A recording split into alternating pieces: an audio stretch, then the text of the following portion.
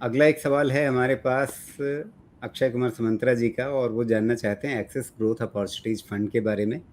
तो ये फंड किस कैटेगरी में आता है, कैसा रहा है परफॉर्मेंस इसका, बीच में फंड हाउस को लेकर के जो सारी खबरें थी अब कुछ हद तक थमी हैं, लेकिन क्या उससे मतलब एक जो उबर पाना कहते हैं, क्या उसका प्रोसेस आपको पूरा हो गया दिखता है कि वो चीज़ पीछे रह गई और अब सामान्य रूप से आगे बढ़ पा रहे हैं ये? जी राजीव जी, हमने आई थिंक एक डिस्कशन किया था जब हमारी राय ये थी कि ये सारे जो इवेंट होता है वो एक ओवरऑल इंडस्ट्री के लिए और एक इन्वेस्टर के लिए कॉन्फिडेंस को कहीं ना कहीं हर्ट करता है। लेकिन जिस तरह से हम देख रहे हैं धीरे धीरे करके उनका उनका ओवरऑल परफॉर्मेंस भी है जो इम्प्रूव हो रहा है। और जब तक ये बात है एक्सेस ग्रोथ अपॉर्चुनिटीज फंड की, तो हालांकि मैंने कभी करीबी से देखा नहीं कि कौन से कैटेगरी में है, लेकिन अगर मैं उनकी ओवरऑल इक्विटी पोर्टफोलियो को मैनेज करने के हिसाब से अगर मैं बात करूं, तो आज भी उनका जो फंड को मैनेज करने का तरीका है वो अच्छा ही है। अंडर परफॉर्मेंस ऑफ कोर्स वो भी काफी समय से अंडर परफॉर्म कर रहे हैं। इनफैक्ट ये एपिसोड के पहले से ही कुछ समय तक वो अंडर परफॉर्म कर रहे थे।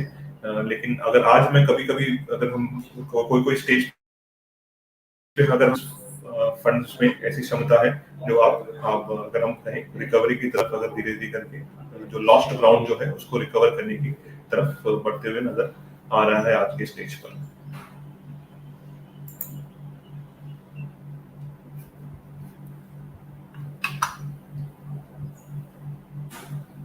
तो इस समय यहाँ हर्षद, फिर आपकी इसके बारे में राय क्या रहेगी? क्या इसके बारे में अभी मतलब एक निवेशक को वापस सोचना चाहिए, अपने रडार पर डालना चाहिए, या अभी और देखना चाहिए इसे? नहीं, देखिए, अगर आपको कोई भी, देखिए हमारी राय में ऐसा होता है कि अगर आप एक है कि आप एक वेल एस्टैब्लिश फंड्स में अगर आप निवेश करने की कोशिश कर रहे हैं, तो आप बेशक उसमें निवेश कीजिए। ये फंड ऐसे फंड्स होते हैं जहां पे आपको एक एलिमेंट है जहां पे आपको उसको समझना है कि ये फंड ओवरऑल किस तरह से परफॉर्म करता है और आपके पोर्टफोलियो के लिए ये सही है, आपके रिस्क लेने की क्षमता के लिए सही है, तो आप उसको ग्रेजुअली बिल्डअप कीजिए। और ये स्ट्रेटजी हम हमारे एंड से भी हमारे निवेशकों के लिए भी यही फॉलो करते हैं, जहां पर हम एक 4% 5% एलोकेशन से शुरू करके फिर धीरे धीरे करके हम उनको तकरीबन 10-15% एलोकेशन उस पर्टिकुलर फंड के लिए हम ले आते हैं।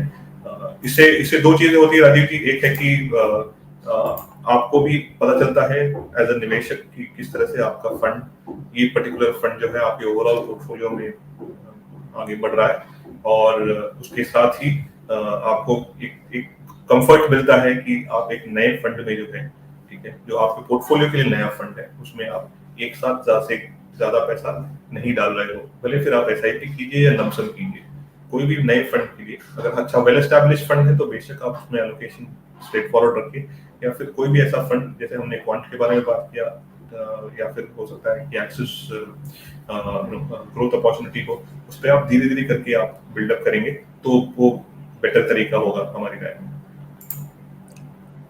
जी बिल्कुल। ये fund Axis growth opportunities fund large and mid cap categories के अंदर आता है। 3 साल का इसका रिटर्न काफ़ी अच्छा दिख रहा है, और 3 साल का इसका रिटर्न जो है वो लगभग 23% के आसपास का है सालाना आधार पर। और 1 साल का रिटर्न ज़रूर इसका थोड़ा हल्का है, और 6% के आसपास का इसकी एनएवी में नुकसान 1 साल के अंदर दिख रहा है। और 1 साल के मामले में ये अपनी कैटेगरी से थोड़ा सा अंडर परफॉर्म करता हुआ नज़र आ रहा है।